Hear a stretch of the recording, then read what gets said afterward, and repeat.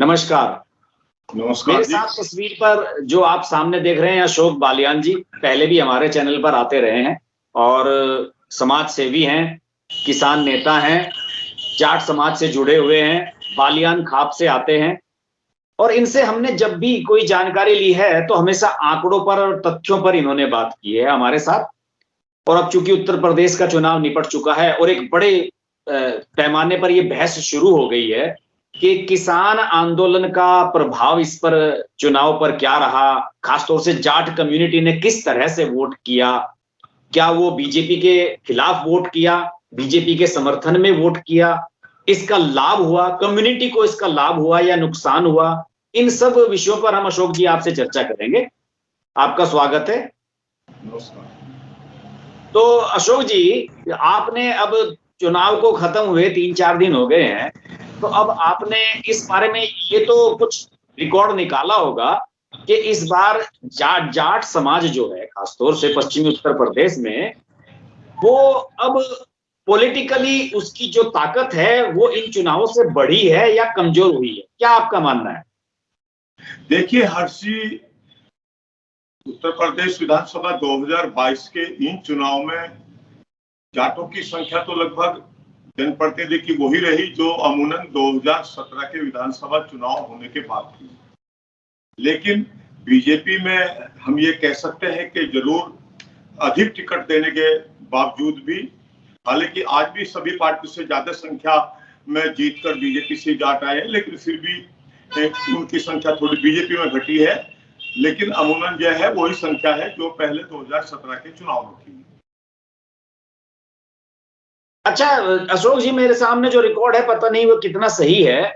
मेरे पास जो रिकॉर्ड है इसमें यह है कि इस बार बीजेपी ने 17 जाट प्रत्याशियों को टिकट दिए, 10 जीते। राष्ट्रीय लोकदल ने 10 को टिकट दिए, 4 जीते। समाजवादी पार्टी ने 7 को टिकट दिए, 3 जीते। और इस तरह से कुल 34 जाटों को यहां पर टिकट मिला था और उनमें से 17 जीते, यानी कि 50% जीते। तो इस हिसाब से तो मुझे लगता है कि बीजेपी के 17 में से 10 जीतना राष्ट्रीय लोकदल के 10 में से 4 से ज्यादा बेटर है। यस, बिल्कुल हर्षी। देखिए, जहां जहां जाट मतदाता, अगर हम विधानसभा क्षेत्रों की बात करें तो फतेहपुर सीकरी, खैर, मथुरा, छाता, माठ, बलदेव, इगलास, सादाबाद और बड़ौद, जहां ज्यादा संख्या में जाट मतदाता थे वहां सभी जगह बीजेपी जीती है। और जहां कम संख्या में जाट मतदाता थे और मुस्लिम समुदाय की वोट ज्यादा थी, वहां बीजेपी के जाट प्रत्याशी हारे हैं। जैसे हम उदाहरण के तौर पर कह सकते हैं बुढ़ाना और शामली। तो इस तरह ये इन चुनाव में जाट समुदाय का हर्ष जी ज्यादा समर्थन इस आधार पर हम कह सकते हैं कि बीजेपी के साथ ही रहा है। अच्छा, इसमें मैं आपको एक, मेरे पास जो लिस्ट आई है जाट विधायकों की, ये जाट महासभा के कुछ पदाधिकारी हैं, उनसे मेरी बात हो रही थी। तो उन्होंने मुझे जो जानकारी दी, आप अगर मैं कोई गलत हूं तो आप मुझे करेक्ट कर देना इसमें। मुझे जो जानकारी मिली है, जो जाट 17 विधायक हैं उनके बारे में मैं अपने दर्शकों को भी बताना चाहूंगा कि एक तो केपी मलिक भाजपा से जीते हैं, ये जीते हैं शायद बड़ौद से। और योगेश धामा बागपत से भाजपा के हैं ये। डॉक्टर मंजू सिवाच ये भाजपा की मोदी नगर से हैं शायद। और प्रदीप चौधरी हैं भाजपा के, ये शायद उस वहां से जीते हैं जहां रामवीर उपाध्याय को शायद इन्होंने हराया है ना, सादाबाद सीट से। और चौधरी लक्ष्मी नारायण सिंह हैं, ये भाजपा के विधायक बने हैं। राजेश चौधरी भाजपा के विधायक बने हैं। चौधरी बाबूलाल भाजपा विधायक बने हैं। हरिंदर सिंह बने हैं भाजपा के। बिजनौर से भाजपा की ही सुची चौधरी बनी है। और बलवंत बलदेव सिंह औलख भाजपा के विधायक बने हैं। डॉक्टर अजय कुमार जो शायद छपरोली से बने हैं, बागपत से, रालोद के विधायक। प्रदीप सिंह गुड्डू रालोद के हैं। राजपाल बालियान रालोद के हैं। प्रसन्न चौधरी रालोद के हैं। स्वामी ओमवेश रालोद के हैं लेकिन सपा के बैनर पर बने हैं, बिजनौर की शायद किसी सीट से, चांदपुर वगैरह से। पंकज मलिक चरखावल से मुजफ्फरनगर की सपा के टिकट पर बने हैं। समरपाल सिंह सपा के बने हैं। तो ये मेरे पास लिस्ट है, क्या ये सही है? मतलब यही है ना? बिल्कुल। इसमें जो प्रदीप चौधरी है, हमें करेक्ट करना है कि उन्होंने किरणपाल सिंह जो पूर्व मंत्री है उनको हराया है। अच्छा अच्छा अच्छा अच्छा अच्छा अच्छा, रामवीर उपाध्याय। हाँ, बिल्कुल ठीक है। और ये हम कह सकते हैं कि तथ्यों के आधार पर कि बीजेपी को ही कि ज्यादा सीटें जीते हैं जाट प्रत्याशी, और ज्यादा समर्थन जो है जाटों का इस आधार पर बीजेपी के साथ ही रहा है। अच्छा, इसमें एक और तथ्य ये सामने आया है कि इस बार जो पहला राउंड था, पहला राउंड ये मान रहा था कि ये बीजेपी के लिए, जाट कम्युनिटी के लिए और किसान आंदोलन से जुड़े रहे जो भारतीय किसान यूनियन है, राकेश टिकैत, ये सबके लिए एक लिटमस टेस्ट था कि वोटर किस तरफ जाता है। और जैसे कि ओम प्रकाश राजभर जी का आपने बयान सुना होगा, जो सुहेलदेव पार्टी वाले हैं, जो समाजवादी पार्टी के गठबंधन में थे, उन्होंने ये बयान ये दिया है अभी कल कि हमें पहले राउंड के ट्रेंड के बाद ही ये आइडिया हो गया था कि गठबंधन सरकार बनाने की स्थिति में नहीं आ पाएगा। तो क्या पश्चिमी उत्तर प्रदेश में पहले चरण का जो मतदान हुआ, क्या उसमें मतदाता का रुख इतना स्पष्ट था कि सबको ऐसा लगा कि नहीं हम जीत पाएंगे विपक्ष को? हाँ, देखिए हर्ष जी, गठबंधन समाजवादी पार्टी राष्ट्रीय लोकदल का जो गठबंधन था वो नेचुरल नहीं था।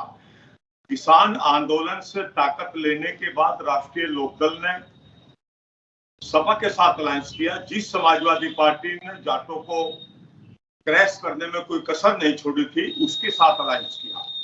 तो निश्चित तौर पे अब जाट इस बात को समझता था कि ये नेचुरल अलायंस नहीं है, ये केवल सत्ता को पाने के लिए अलायंस है।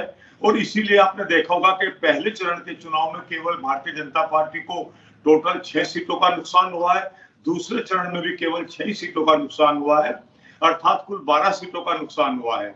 वो हमेशा होता है कि सत्ता के विरुद्ध कुछ चीजें होती हैं या वहां जातीय समीकरण बढ़ जाते हैं। जैसे अगर हम बात करें, जहां जहां मैंने अभी आपसे कहा था कि जाट जनसंख्या का कम होना, वहां क्योंकि जाट सबसे ज्यादा माइग्रेट होता रहता है 5 साल में भी, और जो मुस्लिम समुदाय है उसकी वोटों का वहां बढ़ना और उनका परसेंटेज ज्यादा, क्योंकि मुस्लिम समुदाय के साथ एक प्रॉब्लम बहुत बड़ी थी हर्ष जी, वो हर हाल में चाहता था कि बीजेपी सरकार न आए।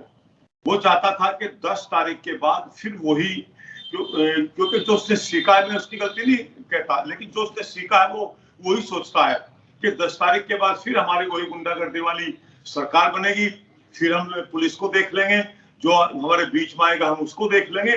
तो मैं समझता हूं कि ये सारे चीजें फैक्टर थे जिसकी वजह से पहले चरण में ही लोगों ने सोचा कि योगी सरकार में कानून व्यवस्था बेहतर रही, खासकर युवा जाट वर्ग और महिलाओं ने भी जमकर बीजेपी के पक्ष में वोट किया है हर्ष जी।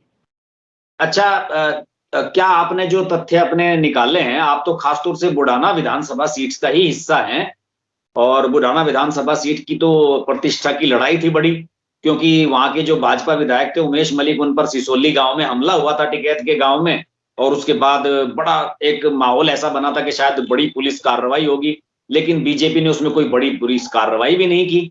और राजपाल बालियान जब आरएलडी के बैनर पर जीतकर वहां से आते हैं, तो ये भी एक देख लेना जरूरी है कि इसमें किसान यूनियन का कुछ प्रभाव रहा है या सिर्फ किसान आंदोलन और सब जो एंटी इनकम्बेंसी बीजेपी के विधायक के खिलाफ थी वही काम कर गई। देखिए, विपक्ष अपनी रणनीति चलता है, लेकिन अगर हम वोटों के आंकड़ों को हंसी देखें तो वोटों के आधार पर हम ये कह सकते हैं स्पष्ट रूप से कि किसान आंदोलन का इतना प्रभाव नहीं पड़ा। निश्चित तौर पर केवल एक ही प्रभाव पड़ा है कि बुढ़ाना सीट पर जातीय समीकरण इस बार बीजेपी के पक्ष में नहीं थे, क्योंकि मुस्लिम वोटों का बहुत ज्यादा होना। जाट तो 2017 में भी इतने ही थे लगभग, 2019 में भी इतने थे लगभग, और मैं समझता हूं कि अगर होता तो निश्चित तौर पर सिसोली के आंकड़े उमेश मलिक को बहुत बुरी तरह हराते। खुद मेरा गांव उसी विधानसभा में पड़ता है, बहुत बुरी तरह हराते उमेश मलिक जी को। तो मैं ये कहता हूं कि ये चीजें इस चुनाव में देखने को नहीं मिली।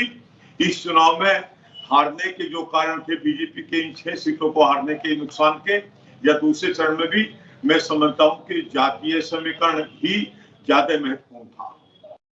अच्छा, शामली जिले में बड़ा सरप्राइज दिया है। शामली जिला एक ऐसा जिला वेस्ट यूपी में रहा जहां पर बीजेपी एक भी सीट नहीं जीत पाई, उसके बारे में आप क्या सोचते हैं? वहां कैसा रहा सब? देखिए, कभी कभी क्या होता है कि लोग अपनी एक ऐसी धारणा बना लेते हैं जो सच से दूर होती है, और बाद में वो उस चीज के लिए पछताते हैं। चाहे सुरेश राणा का सवाल हो, मैंने सुरेश राणा के कामकाज को भी देखा है, उसके कार्यकाल में करने के लिए कई कानूनों में अमेंडमेंट हुए किसान हित में। तजेंद्र निर्वाल वहां बिल्कुल भी उसने कोई गांव में पार्टीबंदी नहीं की, लेकिन लोगों ने उसको फिर भी वहां हरा। लेकिन मैं उनकी तो तेजेंद्र निर्वाल की इमेज तो बड़ी भले आदमी की इमेज थी वहां पे, भले आदमी की थी। लेकिन हर्षी मैं समझता हूँ कि जो कारण रहे हैं वो केवल अकेले ये नहीं है कि जाट ने बहुत ज्यादा संख्या में सपा और राजद के गठबंधन को वोट किया हो। शामली जिले में भी यही एक फैक्टर था कि मुस्लिम समुदाय की वोटों का बढ़ना और उनका झुकाव चुनाव का नहीं था, उनका झुकाव था कि हर हाल में बीजेपी की सरकार एंटी बीजेपी रोकना है। मैं ये देख रहा था कि शामली जो सीट थी वहां पे कांग्रेस के प्रत्याशी थे अयूब जंग, उन्हें 700 कुछ वोट मिले, मुसलमानों ने वोट दिया ही नहीं उन्हें। उन्होंने सीधे गठबंधन के प्रत्याशी को वोट किया। कई सीटें ऐसी हैं, पुरकाजी सीट है, पुरकाजी सीट थी मुजफ्फरनगर की, वहां पे पहले मंत्री रहे हैं दीपक जी और पिछली बार तो दूसरे नंबर पर थे कांग्रेस के प्रत्याशी और बड़े टफ चुनाव हुआ था पिछली बार और इस बार 1700 वोट मिले हैं उन्हें। इतना जबरदस्त मुस्लिम वोटों का ध्रुवीकरण मैंने तो अपनी लाइफ में कभी नहीं देखा विधानसभा चुनाव में। हाँ बिल्कुल हर्षी, हालांकि ये एक मुस्लिम समुदाय के लिए मैं समझता हूँ कि कोई फेवरेबल चीज नहीं है। मुस्लिम समुदाय को भी समझना पड़ेगा कि तुम्हें अगर देश की मुख्य धारा में रहना है तो तुम किसी एक पार्टी को केवल इसलिए हटाना चाहते हो कि वो लॉ एंड ऑर्डर को बेहतर रखती है, जबकि लॉ एंड ऑर्डर के अच्छा कानून व्यवस्था के बेहतर रहने से तो सभी समुदाय को लाभ है, बेहतर ढंग से जीने का अधिकार मिलता है। तो अभी इस समय आप क्या सोच रहे हैं कि आने वाले समय में जो जाट पॉलिटिक्स है वेस्ट यूपी में उसका क्या चेहरा होगा? देखिए, अगर हम चौधरी अजीत सिंह के वक्त से लेकर चलें, कभी भी चौधरी अजीत सिंह ने जब उन्होंने संयुक्त सरकार में शामिल हुए और उनसे लिस्ट मांगी गई, कभी उन्होंने किसी ने तो उत्तर प्रदेश में जाट एमएलए का नाम भेजा मंत्रिमंडल में शामिल करने के लिए और वो केंद्र में रहे। मैं आपको तथ्य के साथ हर्षी बताऊं इस बात के लिए आपको कि चौधरी अजीत सिंह जी, मुलायम सिंह सरकार जब पहली बार बनी थी जनता दल की सरकार, उसमें उनसे लिस्ट मांगी गई थी तो उन्होंने किसी भी जाट प्रत्याशी का नाम नहीं दिया था। इसके बाद फिर वो मायावती की सरकार उत्तर प्रदेश में इकट्ठी एक बार बनी थी तो उसमें शामिल हुए थे, उसमें किसी का नाम नहीं दिया था। फिर मुलायम सिंह जी बने थे, उसमें किसी का नाम नहीं दिया था उन्होंने। इस तरह केंद्र में जब वीपी सिंह की सरकार में चौधरी अजीत सिंह जी मंत्री बने तब उनके साथ लिस्ट मांगी गई थी उनसे लोकदल के धड़े की। हालांकि पार्टी तो जनता दल थी लेकिन तब भी उन्होंने किसी की नहीं दी थी। तो मैं समझता हूं कि जाटों को ये समझना पड़ेगा कि अगर उसको अपनी भागीदारी चाहिए सरकार में, क्योंकि ये बात बिल्कुल सत्य है कि कोई भी जातीय समूह राजनीतिक रूप से कितना मजबूत है वो इस बात पर डिपेंड करता है कि उसके विधायक और सांसद कितने हैं और उनमें से उसको मंत्रिमंडल में कितनी हिस्सेदारी मिलती है। तो अगर हम पुराने रिकॉर्ड को हर चीज देखें तो बीजेपी से बेहतर जाट समुदाय के लिए, चाहे वो विकास के मामले को लेकर हो चाहे उनके प्रतिनिधित्व को लेकर मामला हो, आज 3 गवर्नर हमारे कम्युनिटी से बने हुए हैं। तो आज तक कभी बने नहीं इस तरह के 3 गवर्नर जाट समुदाय से केंद्र की सरकार ने बनाए हों। कौन कौन? सत्यपाल मलिक जी हैं, एक हरियाणा से हमारे वो हैं, एक धनखड़ साहब हैं वहां से पश्चिम बंगाल में। अच्छा, धनखड़ साहब। हाँ हाँ, अच्छा ये है। तो ये 3 हर्षी बने हुए हैं गवर्नर। अच्छा, अब इसमें एक कुछ चीजें और भी कुछ तथ्य इसमें सामने निकलकर सामने आए हैं। ये भी एक थोड़ी सी बात सामने आई है कि जैसे किसी सीट पर जाट कम्युनिटी काफी संख्या में थी, मुस्लिम कम्युनिटी भी काफी संख्या में थी, तो वहां पे जैसे मेरठ की सिवाल खास सीट थी, वहां पे राष्ट्रीय लोकदल में झगड़ा हुआ कि साहब यहाँ पे जो जाट कम्युनिटी थी वो ये चाहती थी कि यहाँ से किसी जाट को टिकट दे राष्ट्रीय लोकदल, लेकिन वहां से दे दिया गया गुलाम मोहम्मद को। गुलाम मोहम्मद की वजह से 2014 में अजीत सिंह चुनाव आ रहे थे, बागपत का लोकसभा का चुनाव, तो उसके बावजूद भी, इतनी नाराजगी के बावजूद भी वहां पर गुलाम मोहम्मद कैसे चुनाव जीत गए? देखिए, मैं चुनाव के दौरान मैं वहां ओंकार चौधरी से मिलने तक गया था, तब मैंने वहां कुछ गांव में मेरा जाने का अवसर मिला था। वहां भी हर चीज ऐसी बात नहीं थी, जाट 50% के आसपास जो और विधानसभाओं में रहा है वही वहां रहा है। लेकिन वहां मैं बता रहा कि पिछले 5 साल में अगर हम देखें तो वहां एक समुदाय की वोट ज्यादा बढ़ी है और उस समुदाय ने भी वहां हिंदू समुदाय के मुकाबले में ज्यादा मतदान किया है। वही मुख्य कारण रहा है, न कि वहां का जाट मतदाता इसका कारण रहा है कि गुलाम मोहम्मद के जीतने का या मनिंदर सिंह के हारने का। मुजफ्फरनगर में चार सीटें बीजेपी ने लूज की हैं, इसमें भी क्या आपको यही समीकरण लग रहा है कि बस मुस्लिम ध्रुवीकरण रहा, ये सब चीजें लग रहा है आपको? क्या कहा हर्षी, दोबारा रिपीट करिए। मैंने कहा कि मुजफ्फरनगर में 4 विधानसभा सीटें बीजेपी ने खोई हैं और ये माना जा रहा है कि आने वाले समय में शायद जयंत चौधरी मुजफ्फरनगर से लोकसभा का चुनाव लड़ेंगे 2024 का, तो इस हिसाब से तो उन्हें लाभ हो गया है। विधानसभा के समीकरण कुछ और होते हैं और लोकसभा में मतदाता की सोच भी बदलती है।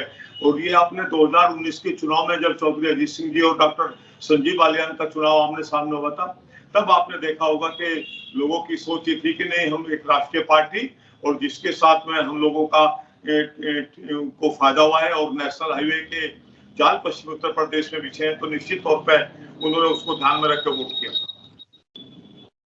अच्छा, किसान आंदोलन जो चला इतने समय तक, और किसान आंदोलन के बारे में ये कहा जा रहा था कि ये पंजाब में भी प्रभाव डालेगा अपना, यहाँ भी डालेगा, लेकिन मुझे तो लगता नहीं कि आम आदमी पार्टी की जीत में किसान आंदोलन का योगदान है कोई वहां पे।